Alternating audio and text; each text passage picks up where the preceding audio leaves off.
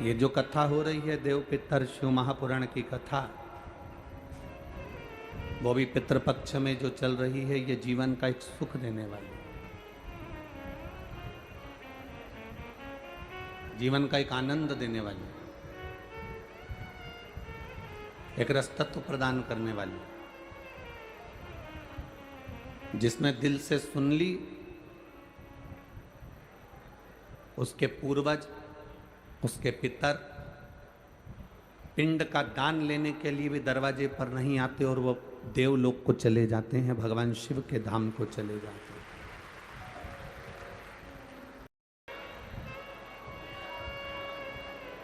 बहुत कठिन है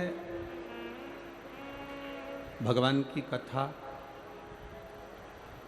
और उसमें भी कठिन है शिव महापुराण की कथा।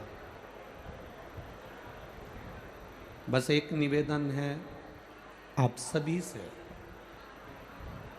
100 रुपये का 50 रुपये का पेट्रोल खर्च कर कर आप यहाँ तक पहुँचे हो।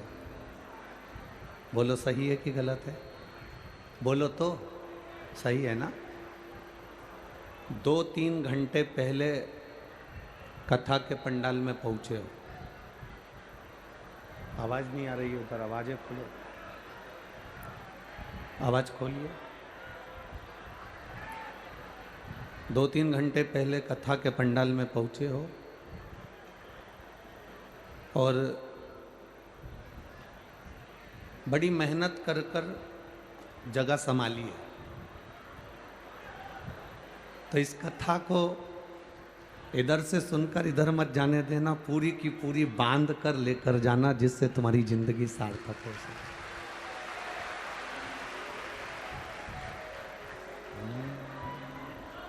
तेरी कृपा बिना न हिले एक भी अणु, लेते हैं श्वास तेरी कृपा से तनु। बखान क्या करूं मैं राखों के ढेर का, चपटी भभूत में खजाना कुबेर का। हे गंगाधार मुक्ति द्वार ओमकार तू, भोले ओमकार तू, आयो शरण दिया शंभु तारता। बड़ी मुश्किल से शिव महापुराण की कथा यहाँ सुनने को मिल रही है। 1 मिनट की भी कथा व्यर्थ मत जाने देना। अपने आसपास में कोई बैठकर बात भी करे तो उसको चरण छू के प्रणाम कर लेना, यही समझ लेना कि तुम्हारे घर के पितर आके बैठे हैं। कोई बोले भी ना तो उसको प्रणाम कर कर नमन कर कर उसको कह देना। 3 घंटे के बाद बोलना। अब 3 घंटे भी कहाँ पूरे मिलते हैं, आधा घंटा तो आशीष ले जाता है, 2.5 घंटे बचते हैं, और 2.5 घंटे महादेव की चर्चा करें और भगवान शिव की भक्ति को अपने अंदर उतारें और अपनी जिंदगी को सार्थक करें। ये कोटा की पवित्र भूमि है, राजस्थान की भूमि वैसे भी वीरों की भूमि है।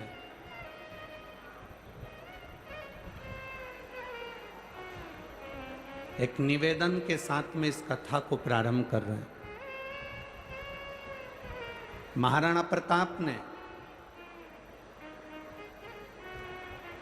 श्री महाराणा प्रताप जी ने घास की रोटी खाकर अपने सनातन धर्म की रक्षा करी थी। जब वो घास की रोटी खाकर अपने सनातन धर्म को बचा सकते हैं, तो तुम गाय को घास खिलाकर गाय बचा सकते हो, ये निश्चित है।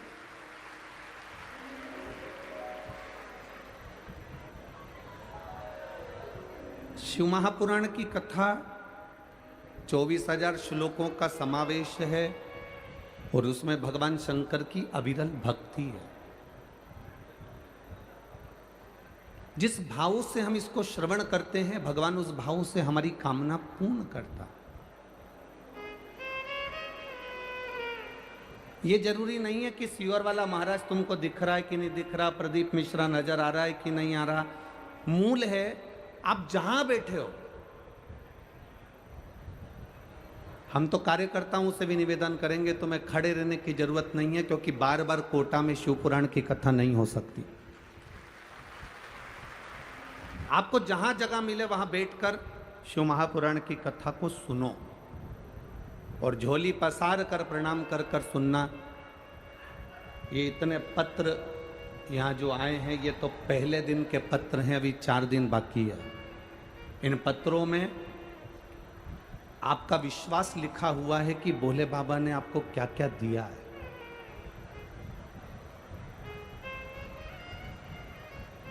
कोटा में तो शिव महापुराण की कथा पहली बार हो रही है, हमारा आगमन पहले नहीं हुआ, परंतु इस स्मरण को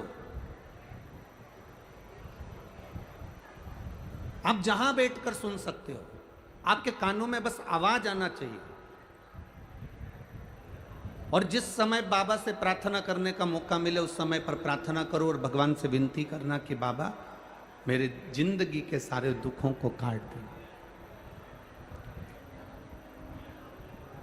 लोग कहते हैं कि 3 महीने में शिव महापुराण की कथा का रस तत्व का जो फल है वो प्राप्त होता है, पर एक विश्वास कहता है आप लोगों ने अगर दिल से सुन ली तो मेरा भोला बाबा 3 महीने तो जाने दो, आज कथा सुनोगे और कल निर्णय देने के लिए तैयार बैठा रहता है। आप इसको भरोसे से सुनो। शंभु शरणे मांगू घड़ी रे दुख काटो दया करीने दर्शन। भगवान शिव की कथा कहती है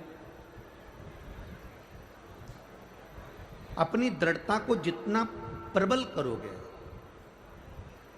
अपने विश्वास को जितना दृढ़ी करोगे, उतना परमात्मा के करीब पहुंचते जाओ, उतने भगवान के नजदीक पहुंचते जाओ।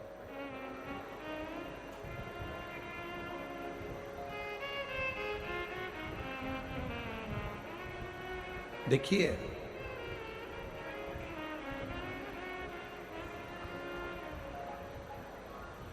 एक बड़े बनने का और एक छोटे बनने का बहुत अंतर है। भगवान नारायण, भगवान विष्णु बैकुंठ का निवास करते हैं और बैकुंठ पर शेषनाग की सैया पर विराजमान रहते हैं।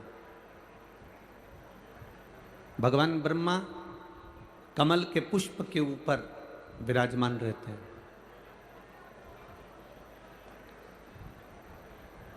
पर मेरे महादेव ना बैकुंठ में रहते हैं, ना ब्रह्मलोक में रहते हैं, ना इंद्रलोक में रहते हैं, ना देवलोक में रहते हैं।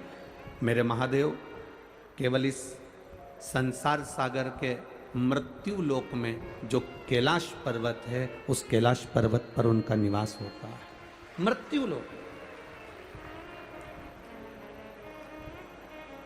और मेरा बाबा बहुत बड़ा बनकर नहीं रहना चाहते, मेरे बाबा तो बहुत छोटे बनकर रहना चाहते, क्योंकि जितने जितने व्यक्ति बड़ा बनता चले जाता है ना,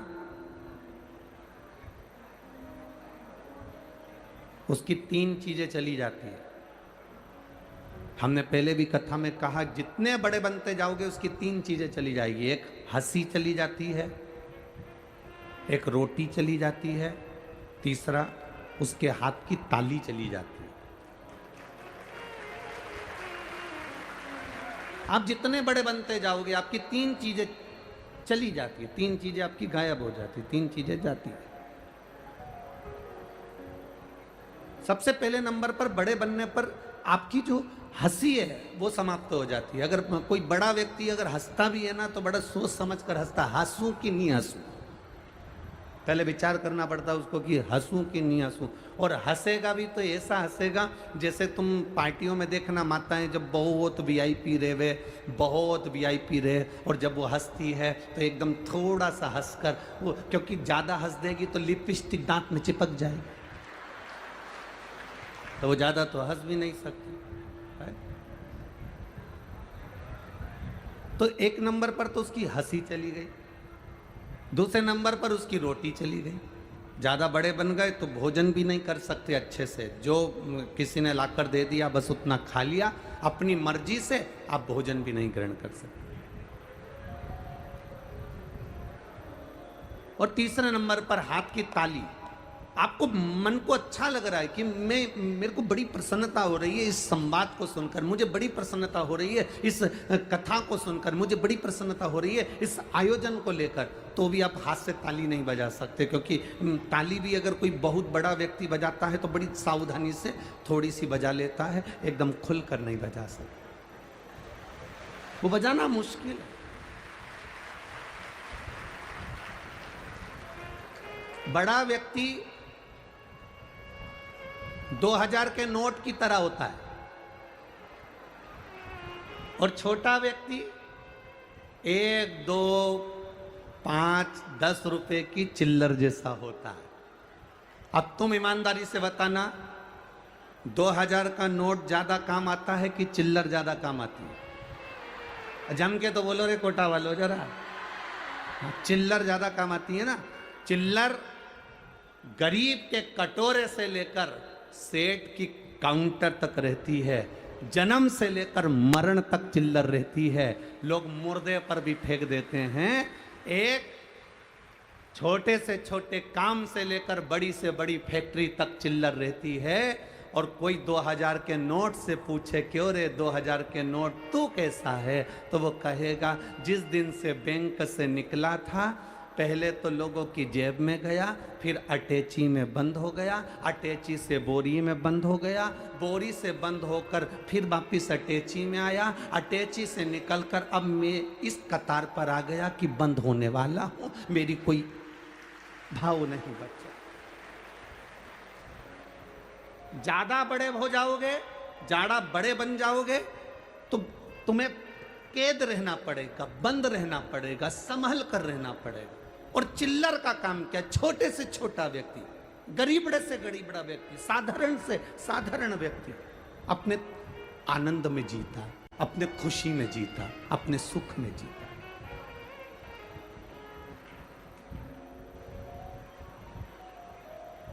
कितनी सुंदर कहती है शिव महापुराण की कथा, कहती है एक देवराज नाम का ब्राह्मण,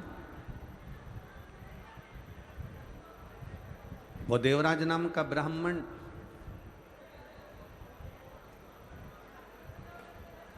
चोरी का धन ले जाकर भगवान शंकर के मंदिर में पहुंच जाता है और उस मंदिर में रहकर कुछ देर की शिव महापुराण की कथा सुन लेता है। कुछ देर,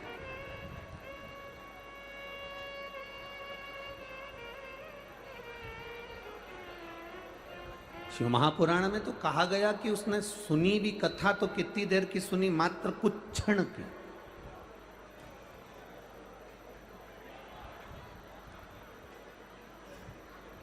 केवल कुछ क्षण की कथा श्रवण कर। और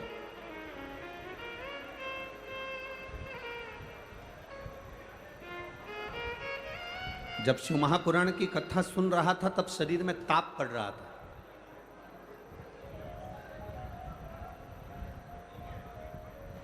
दो चीजें अपने अंदर उतार कर रखिएगा। शरीर में अगर ताप बढ़ता है, शरीर में बुखार बढ़ता है, शरीर में कष्ट बढ़ता है, तो भोजन छूट जाता है। आप में से कई माताएं ऐसी बैठी होंगी, कई भाई लोग ऐसे बैठे होंगे कि बुखार रहे शरीर में, थोड़ा सा कष्ट रहे शरीर में, तो भोजन अच्छा नहीं लगता। बोलो री जीजियों कोटा वाली, सही है कि गलत है? भोजन अच्छा लगता है क्या? नहीं। शरीर में अगर ताप है, शरीर में अगर बुखार है, शरीर में अगर कष्ट है, तो भोजन अच्छा नहीं लगता। हमारा भोजन छूट जाता है। शरीर में बुखार बढ़ने पर, ताप बढ़ने पर, कष्ट बढ़ने पर भोजन छूट जाता है, और घर में पाप बढ़ने पर भजन छूट जाता है। जैसे जैसे हमारे घर में पाप बढ़ना प्रारंभ होता है, कोई गलत काम हो रहा है, कोई गलत चीज हो रही है, गलत धन आ रहा है, गलत संपदा आ रही है, गलत दौलत आ रही है, गलत चीजें हो रही हैं, तो हमारा पाप बढ़ता चले जाता है। पाप बढ़ा कि हमारा भजन, हमारा कीर्तन, हमारा मंत्र जाप, हमारा नाम जाप, हमारा स्मरण छूट जाता है। तुम रोज शंकर जी के मंदिर जा रही हो, रोज जल चढ़ाने जा रही हो, रोज भगवान को जल चढ़ा कर आ रही हो, प्रतिदिन भगवान देवादिदेव महादेव को अगर जल चढ़ा कर आ रही हो, और तुम 15 दिन अगर भगवान के मंदिर नहीं जा पाओ, तो विचार करना कि मैंने ऐसा कौन सा पाप कर दिया जो भगवान के मंदिर नहीं पहुंच पाओ। मैं परमात्मा के दरवाजे तक क्यों नहीं पहुंचा? मैं परमात्मा की चौखट तक क्यों नहीं गई?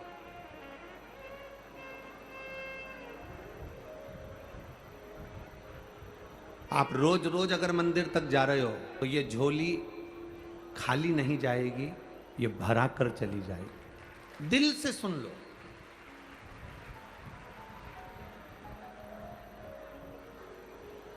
जब घर से चलो तो ये विचार कर कर चलना कि मेरे को जहां जगह मिल जाएगी मैं वहां बैठ जाऊंगी। सुन लो, अपने मुख से कुछ नहीं बोलकर केवल भगवान की कथा का रस तत्व ग्रहण करते चलो। शंभु शरणे पड़ी मांगू घड़ी रे घड़ी, दुख काटो दया करी दर्शन, दया करी दर्शन। दिल से सुनो इसको। आप जितने भावों से सुन लोगे उतने भाव से परमात्मा दे दे। देवराज ब्राह्मण चोरी का धन लेकर शिवालय तक पहुंच गए।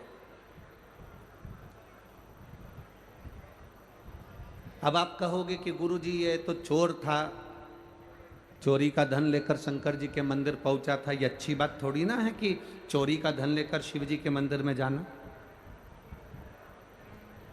चोरी का धन लेकर भगवान के मंदिर में पहुंचना ये अच्छी बात थोड़ी ना। हम एक बात कहना चाहेंगे आपसे,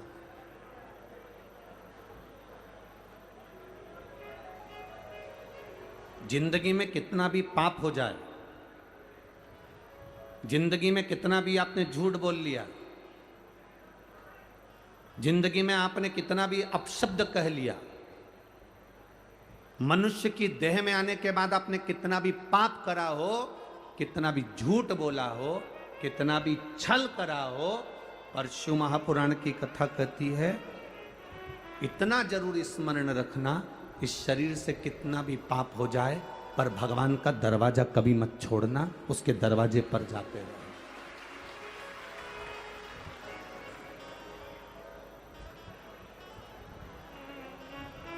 उसका द्वार कभी नहीं छूटना चाहिए, उसका दरवाजा कभी नहीं छूटना चाहिए, कितना भी पाप हो जाए। एक व्यक्ति ने कहा, गुरुजी ये देवराज नाम का ब्राह्मण तो पाप करा था, चोरी करा था, चोरी करा हुआ व्यक्ति शंकर जी के मंदिर में काहे को गया? उसको तो धन लेकर अपने घर चले जाना था। चोरी करने के बाद शिव जी के पास क्यों गया? शिव महापुराण की कथा कहती है बच्चा नाली में गिर गया, बच्चा गटर में गिर गया, बच्चा कीचड़ में गिर गया, बच्चा गंदी जगह पर गिर गया, गिरकर बच्चा कीचड़ में से निकला।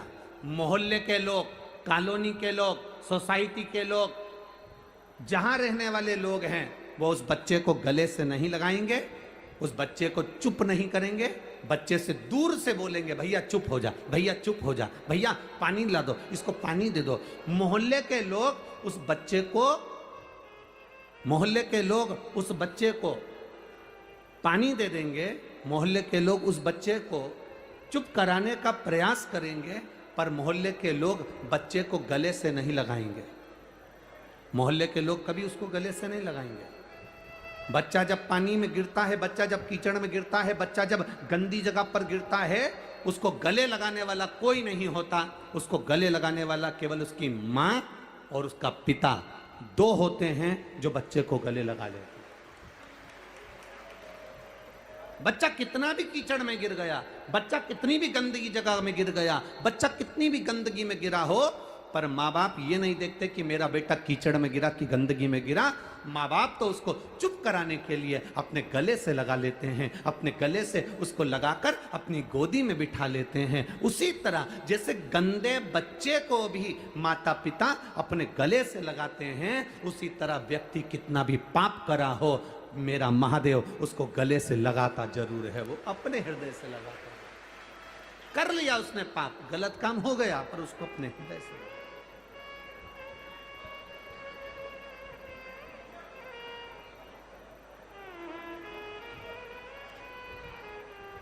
मैंने तेरे ही भरोसे, ओ बाबा तेरे ही भरोसे, हवा बिच उड़ती जावांगी, बाबा डोर हथो छड़ी ना टट्टी जावांगी, भोले मैं तेरी पतंग, शंभो मैं। हम कितने भी पाप कर्म कर बैठे हो, हम कितना भी झूठ बोल बैठे हो, हम कितना भी गलत कर्म कर बैठे हो, पर महादेव के मंदिर में एक लोटा जल जब हम लेकर पहुंचते हैं, देवाधिदेव महादेव के मंदिर में शंकर जी को एक लोटा जल जब हम धीरे धीरे दिल से बाबा का गुणगान कर कर समर्पित करते हैं, बाबा जान जाता है कि ये पापी है, झूठा है, छली है, कैसा भी है, पर मेरा बेटा है, इसलिए मेरे दरवाजे पर आया है, मुझे गले लगाना।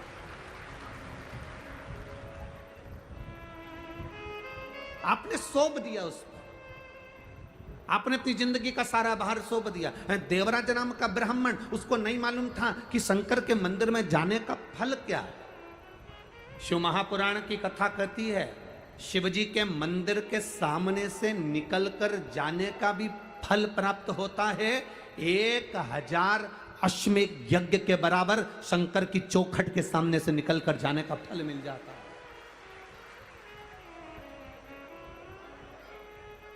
बोल बम का नारा है, आवाज नहीं आई तुम्हारी है, आवाज थोड़ा तेज कर कर बोल बम का नारा है, सारी समस्या का हल। और वो होता है। ये अभी हम पत्र ज्यादा नहीं पढ़े, हमने तो केवल ये अभी 3-4 पत्र पढ़े हैं। इन पत्रों में किसी ने लिखा, देखिए,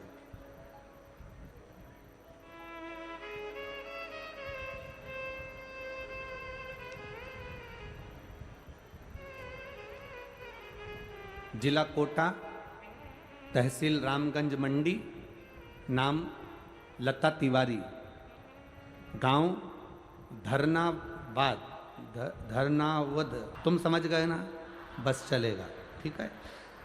और मोबाइल नंबर ये है। कहीं बैठी हैं, दिख गई क्या? कहाँ बैठी हैं? हाथ हिलाओ जरा। हाँ जी जी दिख गए, ठीक है।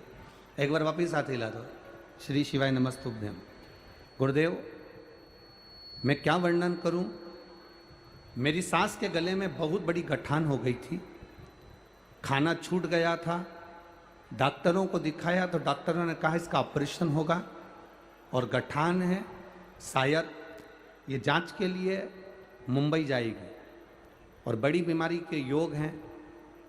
गुरुदेव, अब करें क्या?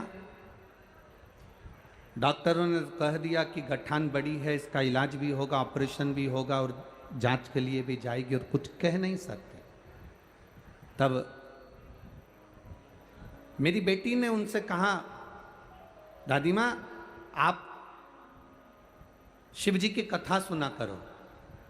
कभी 2 बजे आती, कभी 1 बजे आती, आस्था चैनल पर आती। आसन लगा कर दिल से सुनना।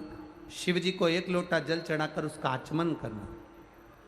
दादी कैसे जाए, शरीर का कष्ट था, जाना आना बड़ा मुश्किल था। खाना तो बहुत पहले से छूट गया था कि खाना भी नहीं खा सकती थी गठान के कारण। बेटी शंकर जी के मंदिर जाती, जल चढ़ाकर कटोरी में पानी झेलकर अपने लाकर देती। मैं बाबा का क्या वर्णन करूं गुरुदेव। जिस गठान का ऑपरेशन 10 दिन के अंदर होना था, मैंने बाबा से कहा बाबा ज़्यादा दिन नहीं हमारे पास में, आप कुछ ऐसी कृपा करो कि गठान गल जाए। जिसका ऑपरेशन 10 दिन के अंदर होना था, बाबा की कृपा से शिवजी पे चढ़े हुए जल को पीकर 10 दिन के अंदर गठान गल गई गुरुदेव। और मैं बाबा को यहाँ प्रणाम करने के लिए आया। ये शिव तत्व। ठीक हो जी जी? हाथ हिला दो एक बार वापिस। हर हर महादेव। बैठिए। श्री शिवाय नमस्ते। एक पत्र और आया है, देखिए। मैं यशोदा राठौर, निवासी भेस रोडगढ़, ठीक है? समझ रहे हो ना तुम लोग? हाँ, बस तुम समझ जाना, बाकी के तो चैनल वाले सब समझ जाएंगे, ठीक है? मैं यशोदा राठौर, निवासी भेस रोडगढ़, जिला चित्तौड़गढ़, राजस्थान से हूँ। कहीं बैठी हैं? कहीं बैठी हो तो हाथ हिला देना। एक तो पंडाल भी तो इतने सारे लगे हैं। अभी तक कथा में 3 पंडाल लगते थे, यहाँ तो 8-10 लगा मारे तुम लोगों ने, बहुत सारे हो। ठीक है, कहीं बैठी हो तो हाथ हिला सकती हैं। मैं यशोदा राठौड़, निवासी भैंस रोडगढ़, जिला चित्तौड़गढ़, राजस्थान। मोबाइल नंबर ये है। जिन्होंने पत्र में लिखा है, गुरुदेव 3 साल से मेरे दाहिने पैर की नस ब्लॉक हो गई थी। डॉक्टर ने कहा था तुम्हारा शरीर धीरे धीरे ये पाँव ब्लॉक होते चले जाएगा। नसें काम करना बंद करती जा रही थी। एक बीमारी के अंतर्गत शरीर से चलना बंद हो गया था। गुरुदेव सारी दवाइयाँ कराई, बड़े से बड़े हॉस्पिटल में, बड़े से बड़े शहर में जाकर इलाज करवाया, पर आराम नहीं मिला। तब हमारी पड़ोसन ने कहा कि शिवजी पे चढ़ी हुई बेलपत्र खिलाओ। हमने वो शंकर भगवान पर चढ़ी हुई बेलपत्र देना प्रारंभ करी, और बाबा की कृपा से, आप कहते हो ना गुरुजी, पंडाल में बैठकर जो मांगा जाता है वो मिलता है। हम उनको लेकर अगस्त के महीने में दतिया की कथा में पहुंच गए। दतिया की कथा में हमने 3 दिन कथा सुनी और बाबा से प्रार्थना करी कि बस पाँव से चलना प्रारंभ कर दें। इनके शरीर की नसें ब्लॉक हो गई हैं, डॉक्टर के हिसाब से ये चल नहीं पाएंगे। हमने बाबा से प्रार्थना करी। दतिया से 3 दिन बाबा को झोली पसार कर नमन कर कर वापिस आए, और बाबा की, आप कहते हो गुरुजी 3 महीने में बाबा सुनता है, 2 महीने के अंदर चलना प्रारंभ कर दिया और नसें खुल गई। डॉक्टर के हिसाब से ये अब ठीक है। ये शिव तत्व है। औघड़ी शंभो शरने पड़ी, मांगू घड़ी रे, दुख का दया करी ने दर्शन। देवराज नामक का ब्राह्मण चोरी कर रहा, धन लेकर शिवजी के मंदिर में चला। अच्छा करो चाहे बुरा करो, पर भगवान का मंदिर कभी मत छोड़ो, भगवान का दरवाजा कभी मत छोड़ो। अगर आप भगवान का दरवाजा नहीं छोड़ोगे तो भगवान भी तुम्हारा हाथ जिंदगी में कभी नहीं छोड़ने वाला है, ये निश्चित।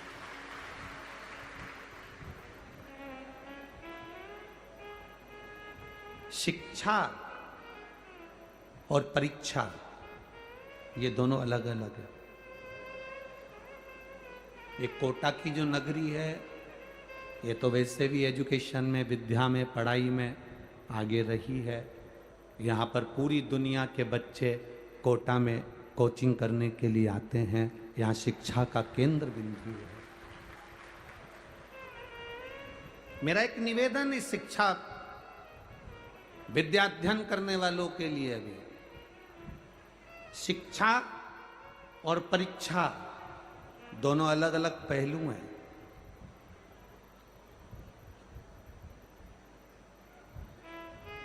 अच्छी शिक्षा हमें सफलता की ओर लेकर जाती है। आप जितनी अच्छी कोचिंग कर रहे हो, जितनी अच्छी पढ़ाई कर रहे हो, अच्छी शिक्षा हमें सफलता की ओर लेकर जाती है। शिक्षा सफलता देती है और परीक्षा, टेस्ट, इंटरव्यू ये हमको नीचे गिरना नहीं सिखाते। ये परीक्षा, टेस्ट, इंटरव्यू ये हमें बल प्रदान करते हैं कि तुम्हें दुनिया से लड़ने की सामर्थ्यता कैसी होना चाहिए। शिक्षा सफलता देती है, परीक्षा बल देती है।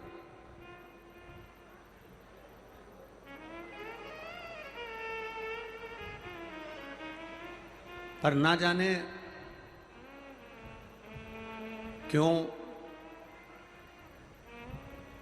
कोटा के विद्या केंद्र को, कोटा के शिक्षा केंद्र को, कोटा की एजुकेशन को ना जाने क्यों लोग, हम ये नहीं कहेंगे कि कोई, ना जाने लोग क्यों बदनाम कर कर कोटा से शिक्षा के केंद्र को फिर धीरे धीरे दबाना चाहते हैं।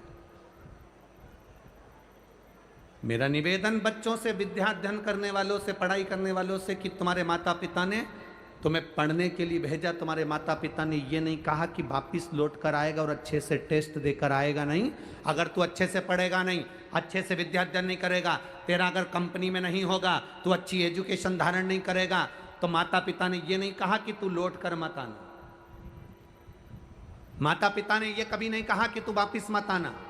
माता पिता कहते हैं पढ़ने के लिए जा रहे हो, विद्या अध्ययन करने के लिए जा रहे हो, चिंता मत करना, दिल से पढ़ाई करना, दिल से पढ़ाई कर कर दिल से इंटरव्यू देना, दिल से टेस्ट देना, दिल से परीक्षा देना। पास हो गए कोई बात नहीं, असफल भी हो गए कोई बात नहीं, तुम्हारे माता और पिता का घर तुम्हारे लिए इंतजार कर रहा है। तुम्हारे माता पिता का घर तुम्हारे लिए इंतजार कर रहा है। ये महादेव का जो घर होता है, महादेव का जो मंदिर होता है, महादेव का जो शिवालय होता है, भगवान शंकर का जो देवालय होता है, ये होता क्या है? मेरे महादेव हैं कौन? जगत के पिता।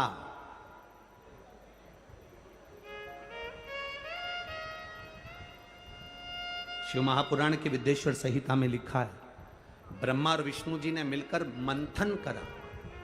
भगवान ब्रह्मा जी ने पूछ लिया था भगवान नारायण से, तुम्हारे पिता कौन है, तुम्हारे पिता हैं कौन? तब भगवान विष्णु के मुख से निकल गया था, शंकर मेरे पिता हैं, देवादिदेव महादेव मेरे पिता हैं। ये भगवान विष्णु के मुख से निकल गया तो ब्रह्मा जी को तो हंसी आ गई। ब्रह्मा जी ठाका लगाकर हंसने लगे।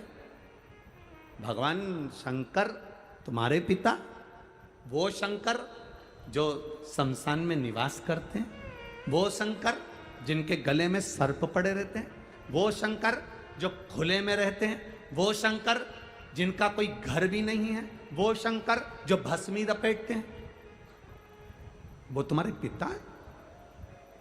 वो तुम्हारे पिता है? भगवान नारायण ने कहा हाँ, वो मेरे पिता हैं। देव अधिदेव महादेव मेरे पिता हैं, ये मुझे गर्व है। तो भगवान ब्रह्मा जी ने पूछा इसमें गर्व की कौन सी बात है? तो भगवान विष्णु ने कहा पिता होता ही ऐसा है। एक पिता को देखना, पुरानी शर्ट पहन लेगा, पुरानी पैंट पहन लेगा, बनियान अंदर से फट रही होती है और बच्चे को जीन्स और टी शर्ट पहनाकर स्कूल भेज देगा। पिता में और बच्चे में अंतर है। भगवान नारायण करें, भगवान शंकर मेरे पिता हैं। भगवान ब्रह्मा जी को हंसी आ गई, ठाका लगाकर हंसे कि शंकर जी जो भस्म लपेटते हैं, शंकर जी जो सांपों की माला धारण करते हैं, शंकर जी जो शमशान में निवास करते हैं, शंकर जी जो खुले में निवास करते हैं, शंकर जी जिनका कोई घर नहीं है, शंकर जी जो गंगा की धार जिनके मस्तक पर चलती रहती है, शंकर जी जो भांग धतूरे के स्मरण करते हैं, शंकर जी जो भस्म में रमे रहते हैं, शंकर जी जो आंख बंद करके बैठे रहते हैं, वो आपके पिता हैं। भगवान विष्णु कहते हैं पिता होता ही ऐसा है, दुनिया के लोगों को करोड़ों की जायदाद दे देता है और खुद वीराने में जाकर बैठ जाता है, वो पिता होता है, वो शंकर है, वो देवाधिदेव महादेव है, वो शिव है, ओघड़ी है, शंकर है। दुनिया को सुख देता है, स्वयं वीराने में रहता है। आप इतने आए हो लाखों की संख्या में, यहां से जाते समय अगर कोई गिनती कर सके तो करना। कथा के पहले दिन आप लोग लाखों की संख्या में आए हो, दूसरे दिन की चिंता बढ़ गई है, माननीय विधायक महोदय जी की भी और ओम बिरला जी की भी। दूसरे दिन की चिंता बढ़ गई है कि बैठोगे कहां, तेरा क्या होगा कालिया। चिंता व्याप है, तो कहां कहां बैठोगे, कहां, जरा विचार करिए, किस जगह पर विराजोगे। और जितने तुम अंदर भरे हो ना इस ग्राउंड में, उससे आधे बाहर पेड़ों के नीचे रोडों पर बैठे हुए हैं, जहां जहां आवाज जा रही है लोगों के पास, जहां तक आवाज पहुंच रही है वहां आधे वहां भी हैं, गाड़ियों के पास, ग्राउंड के पास।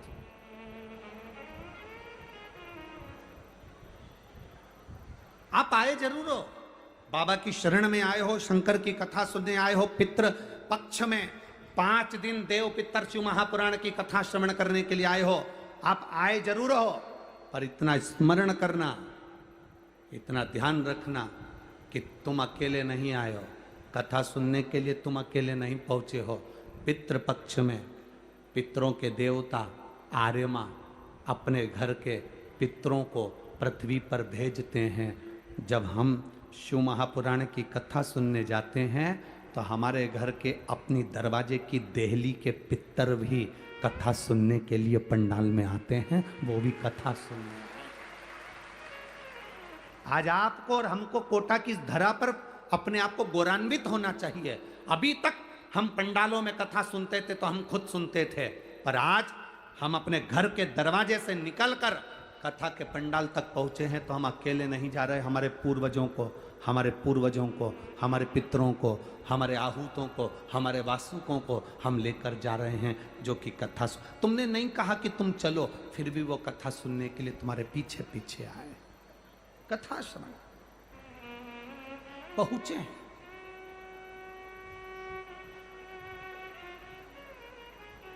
देवराज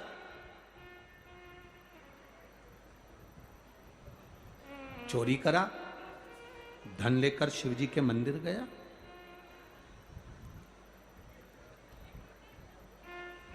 मंदिर से बाहर निकला, मंदिर में बार बार लोग चिल्लाकर कह रहे थे हर हर महादेव। तो देवराज को गुस्सा आ रहा था, क्रोध आ रहा था, देवराज का मन चिढ़ रहा था। कई लोग ऐसे हैं जिनको सनातन धर्म अच्छा लगता है, उनको कोटा में शिव महापुराण अच्छी लगेगी। जिनको सनातन धर्म से नफरत है, उनको शिव पुराण में भी कहीं ना कहीं ऐब नजर आए।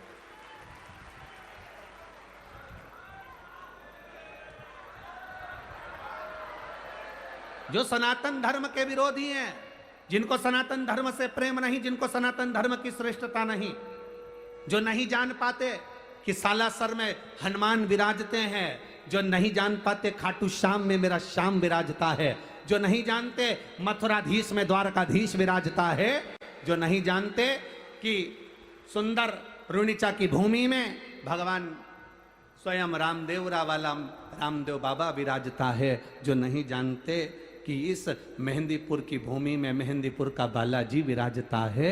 सारी दुनिया का लोग कहते हैं शिक्षा का केंद्र बिंदु कोटा है, राजस्थान है। हम कहते हैं पूरी दुनिया के पूर्वजों, पितरों और उनके पूर्वजों का केंद्र बिंदु भी राजस्थान ही है।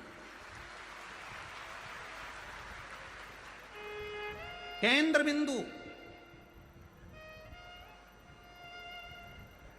ये एक शब्द नहीं बोलते। कोई पानी की टंकी दान कर देता है तो वहां लिखा रहता है भामाशाह। बोलो बोलो, सही है कि गलत है? अरे जम के तो बोलो रे कोटा वालों, सही है। हमने तो सुना था कोटा वाले बोलते बहुत हैं, पर तुम लोग तो ऐसे चुप होके बैठे हो कि जवाब भी नहीं दे रहे हो। राम जी है तो तुम जो पूछा जाए तब बोलो है, बाकी के टाइम तो चुप रहो तो अच्छा है हो? तो लोग लिखते थे, कोई ने पानी की टंकी दान करी तो के भामासा, कोई ने साइकिल दान करी तो के भामासा। भामासा का मतलब मालूम है तुम लोगों को? कौन था भामासा? महाराणा प्रताप जब जंगल में चले गए, सारी सत्ता जब विधर्मियों ने ले ली, तब एक राजस्थान का ऐसा सेठ जिसका नाम था भामाशाह, उसने महाराणा प्रताप के पास में जाकर कहा, मेरी विरासत की सारी जायदाद तेरी है, पर इन मुगलों को मारकर फिर सत्ता स्थापित कर।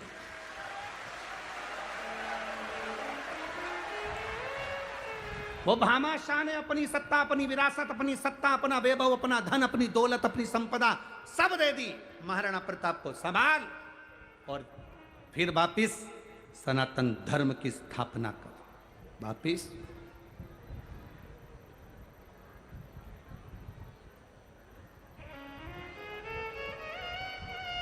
जरा विचार करना जरा, उन्होंने तो अपनी पूरी प्रॉपर्टी दे दी थी, तुम अगर कहीं का आ जाए तो अपनी बैठने की जगह नहीं दो।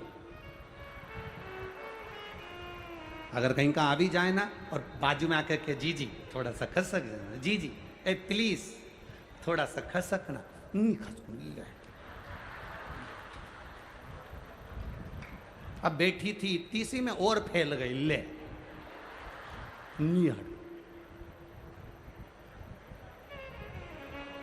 तो उसने भी जाते जाते,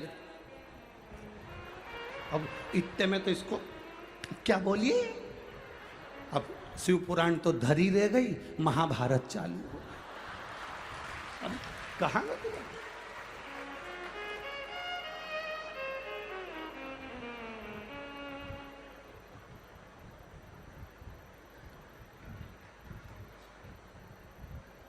अरे भाई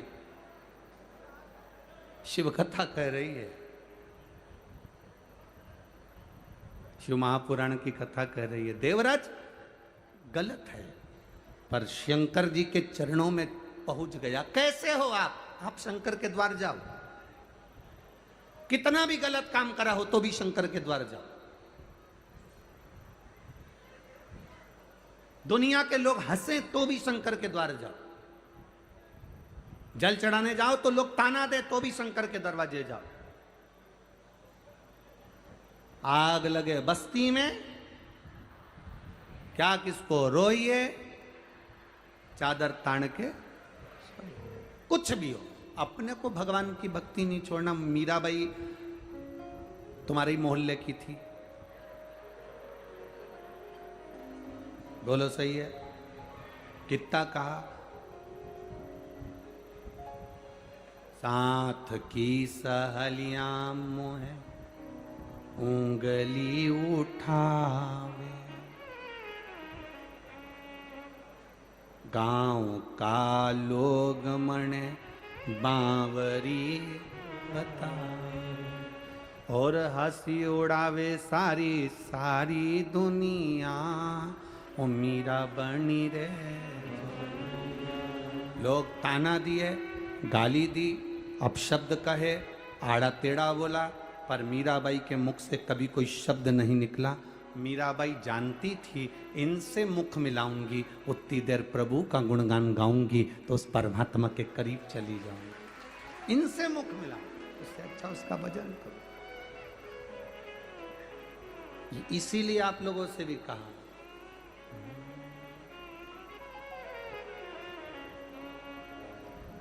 अपनी किस्मत का ताला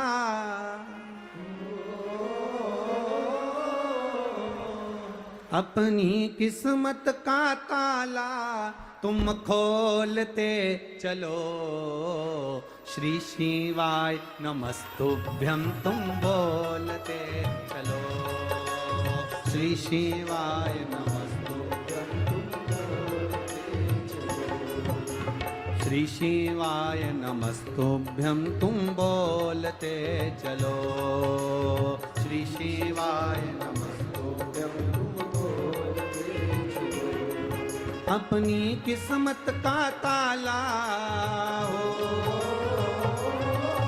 अपनी किस्मत का ताला हो, अपनी किस्मत का ताला तुम खोलते चलो, श्री शिवाय नमस्तुभ्यं तुम बोलते चलो, श्री शिवाय नमस्तुभ्यं तुम बोलते चलो। दोनों हाथों से बड़े प्रेम से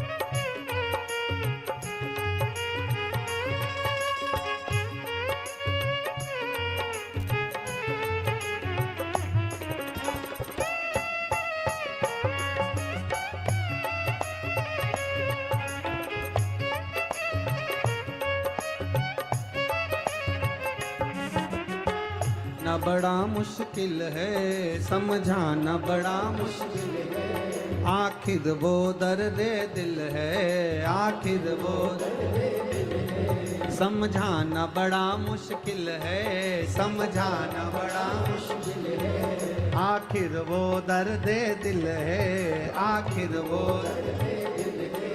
सच्चा दरबार लगा है ये भोले की महफिल है, सच्चा दरबार लगा है ये भोले की महफिल है, सच्चा दरबार लगा है ये भोले की महफिल है, सच्चा दरबार लगा है ये भोले की महफिल है। इन्हों को डमरू वाले का हो, नैनों को काशी वाले का हो,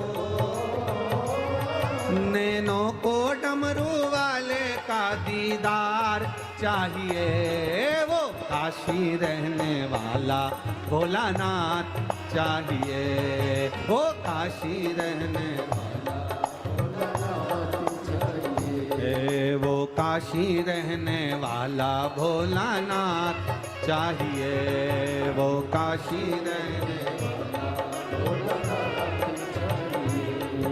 अपनी किस्मत का ताला, अपनी किस्मत का ताला,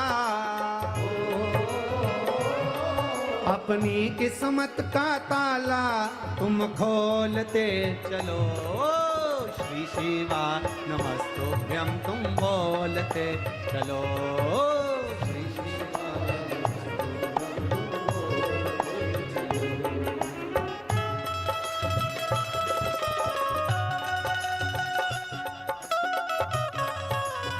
चलो। ओ श्री शिवाय नमस्तुभ्यं तुम बोलते चलो, श्री शिवाय हार हार। अपने स्थान पर बैठकर भगवान देव अधिदेव महादेव से भाव से प्रार्थना करेंगे, दिल से प्रार्थना करेंगे। बोल बम का नारा है। अपनी जगह बैठकर भगवान देव अधिदेव महादेव से अपने मन की बात कहें, दिल की बात कहें, बाबा से प्रार्थना करें। बाबा, कोटा नगर के इस पावन कथा पंडाल में बैठकर आपसे प्रार्थना भाव से करें। जहाँ जगह मिले वहाँ बैठ जाओ, जैसी जगह मिले वैसे बैठ जाओ और दिल से प्रार्थना करना सब। और जो लोग टीवी पर कथा सुन रहे हैं आस्था चैनल पर, वो आस्था चैनल पर, जो फेसबुक यूट्यूब पर श्रवण कर रहे हैं फेसबुक यूट्यूब पर, बड़े प्रेम से बाबा से प्रार्थना करिए। जिसको आता है साथ में बड़े भाव से धीरे धीरे आराम से बोलिए, श्री शिवा नमस्तो, श्री शिवा नमस्तो, श्री शिवा नमस्तो, श्री शिवा नमस्तो, श्री शिवा नमस्तो। भोला सब दुख काटो, ओ भोला सब दुख काटो। शिव शंकर जपो तेरी माला, भोले बाबा जपो तेरी माला, ओ भोला सब दुख काटो। वेश है मंगल मंगलकारी, वेश है मंगल मंगलकारी। शमशान वासी हमारा, शमशान वासी हमारा, ओ भोला सब दुख काटो, ओ भोला सब दुख काटो। शिव कथा कह रही है महाराज। देवराज बेलपत्री के पेड़ के नीचे पहुंच गया। जब चिल्ला रहे थे हर हर महादेव तो देवराज को ठीक नहीं लगा और वो बेलपत्र के वृक्ष के नीचे पहुंचा।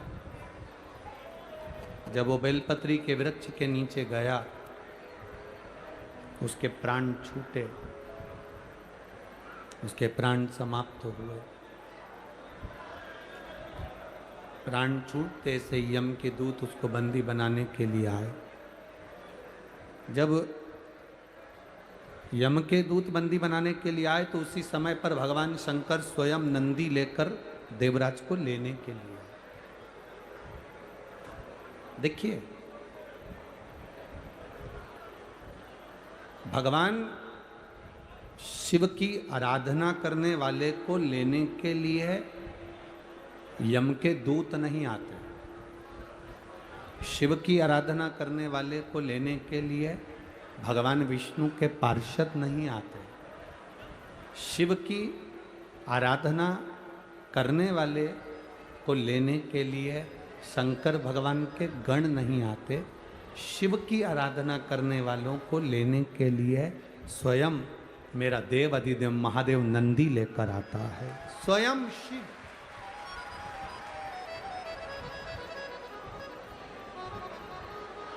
स्वयं मेरा शंकर आता, स्वयं।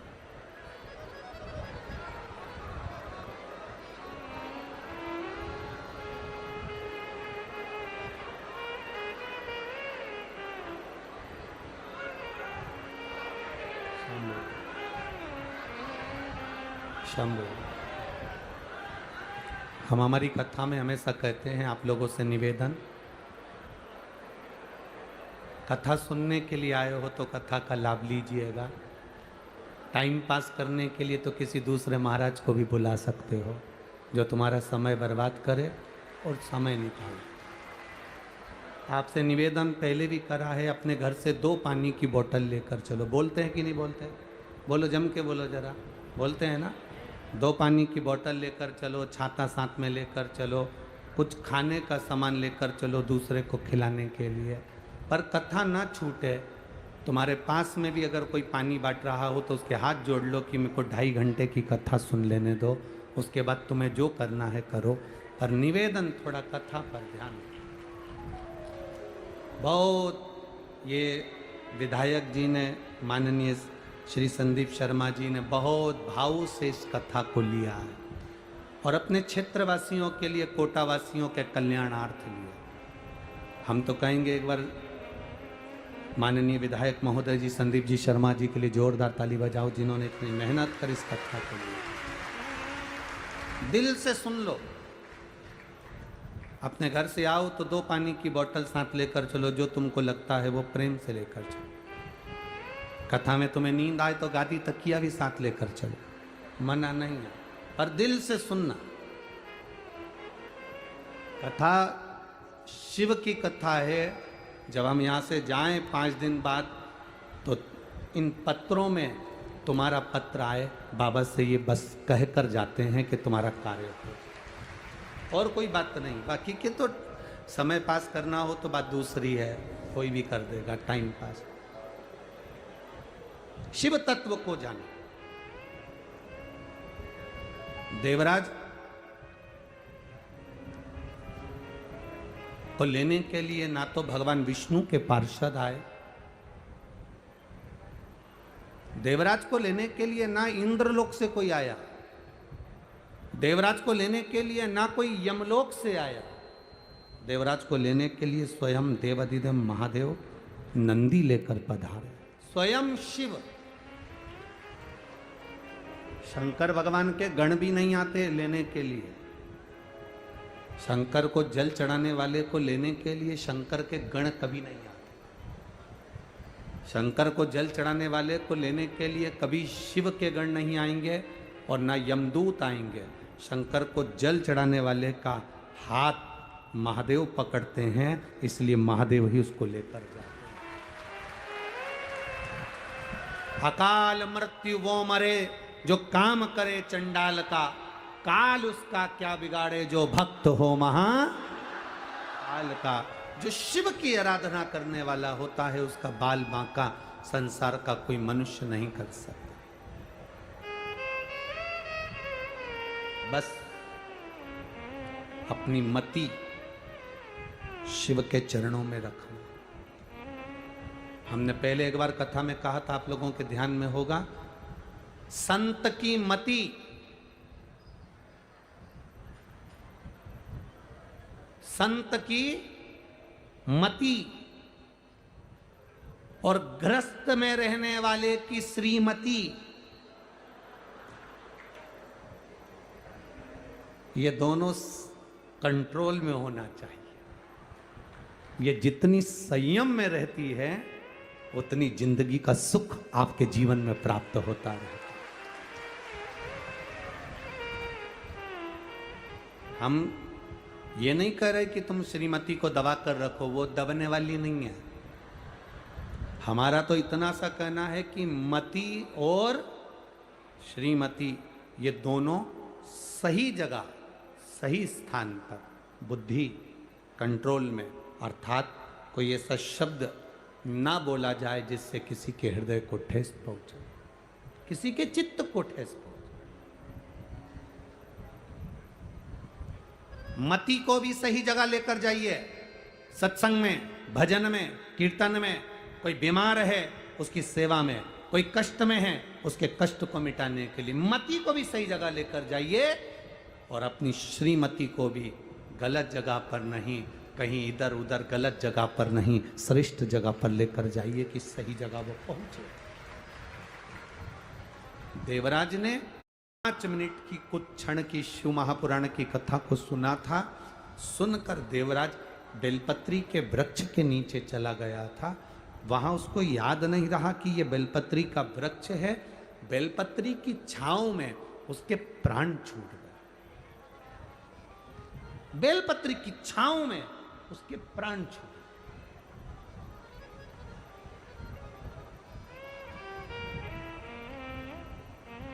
एक तुलसी का दल, तुलसी का जल, तुलसी का चरणामृत हम पीते हैं, वह हमारे शरीर में 8 दिन तक तुलसी का दल, तुलसी का जल 8 दिन तक हमारी इंद्रियों को संयम में रखता है। कितने दिन तक? 8 दिन तक। विष्णु पुराण कहती है बेलपत्री, एक बेलपत्री का आधे से आधा पत्ता भी, या भगवान शंकर पर चढ़ा हुआ जल, या बेलपत्री का आधे से आधा पत्ता भी, या एक पत्ता भी हम ग्रहण करते हैं, शिवजी पे चढ़े हुए जल को हम पीते हैं, तो हमारी इंद्रियों में तुलसी का जल 8 दिन तक रहता है। बेलपत्री का जल, बेलपत्री का पत्ता 1.25 महीने तक हमारे उदर में हमारी इंद्रियों को संयमित करता है। 1.25 महीने तक बेलपत्री का पत्ता हमारी इंद्रियों को संयमित करता है। आप कहोगे गुरुजी ये कथा कहां की है, तो आप स्मरण करिए राजा कर्ण।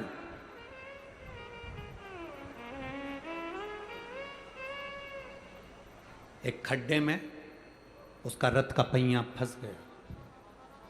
राजा कर्ण खड्डे में रथ का पहिया फंसा।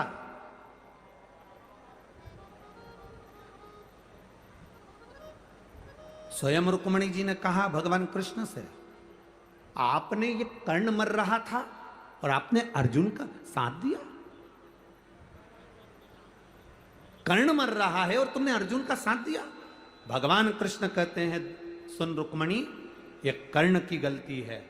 अभिमन्यु पानी देखकर मरते समय पानी मांग रहा था, पर अभिमन्यु को पानी नहीं दिया गया। पास में छाजल पड़ी थी, बोतल पड़ी थी छाजल। ये बोतल तो अब आ गई। छाजल पानी का एक कपड़ा होता था जो पानी भरा रहता था। छाजल पड़ी है पानी की, पर कर्ण ने पानी नहीं दिया। आखिरी में वो पानी जहां गिरा था वहां कीचड़ हो गया था रथ के चलते चलते चलते चलते, और कर्ण का रथ उस खड्डे में फंस गया।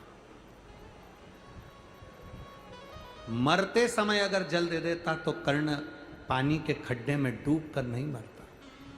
मरते समय जल नहीं दे पाए। स्वामी, राजा कर्ण का रथ खड्डे में फंस गया, वो मर गया, मारा गया। 16 दिन तक राजा कर्ण का अंतिम संस्कार नहीं हुआ था। 16 दिन राजा कर्ण को अंतिम अग्नि संस्कार नहीं किया गया, अंतिम संस्कार नहीं किया। क्यों? उस युद्ध के मैदान में कोई जाने को तैयार नहीं था। उस युद्ध के मैदान में कोई पहुंचने को तैयार नहीं था। कर्ण की पत्नी वृषाली और सुप्रिया दोनों को मालूम पड़ा कि मेरा पति मर गया। कर्ण की पत्नी को मालूम पड़ा, वैशाली को और सुप्रिया को मालूम पड़ा हमारा पति मर गया। पहले कर्ण के 10 बच्चे थे, 10 लड़के थे। 10 लड़के में से 9 लड़के कर्ण के युद्ध के मैदान में मर चुके थे। केवल एक लड़का जीवित था जिसका नाम वृषकेतु था। केवल एक वृषकेतु जीवित था।